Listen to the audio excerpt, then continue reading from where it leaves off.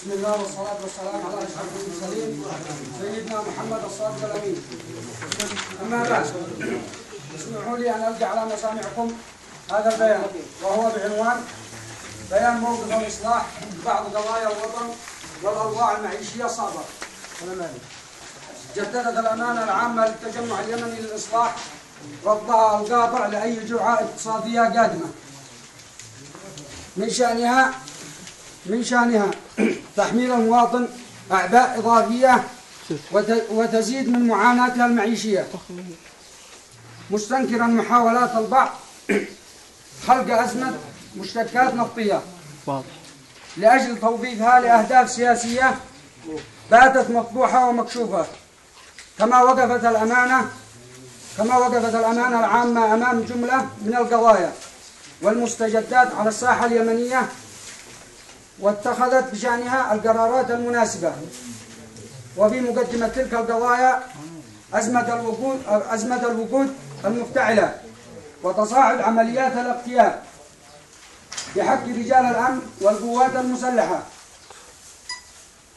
في العاصمة صنعاء وعدد من محافظات الجمهورية.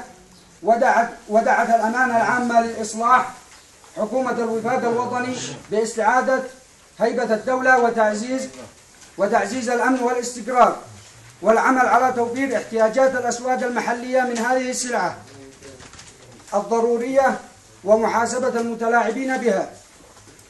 وعلى الصعيد الأمني استنكرت الأمانة العامة ودانت بأشد عبارات الإدانة استمرار العمليات الإرهابية اليومية بحق أبناء الشعب اليمني من مدنيين وعسكريين الذين يسقطون تباعا على أيدي عصابات مستأجرة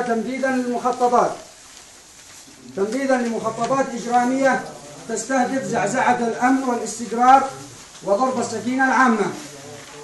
وطالبت الحكومة والأجهزة المعنية للقيام بمسؤوليتها الوطنية والتاريخية لكشف تلك الجرائم أمام الرأي العام وفضح من يقف وراءها وتقديمه للمحاكمة، والعمل على استعادة هيبة الدولة وأعمال القانون لحماية وتعزيز أمن الوطن والمواطن.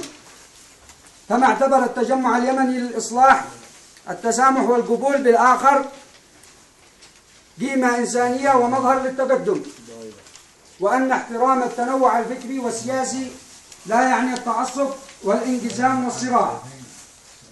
وأكد الإصلاح حول التسامح والتعدد بأن الإسلام يدعو إلى التعايش مع الآخر والتفاعل الإيجابي مع مختلف الثقافات وحضارات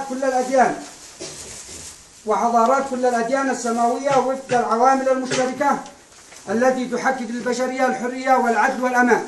وأسأل الله أن يوفقنا جميعا على الحفاظ على الوطن والمواطن. والسلام عليكم ورحمة الله.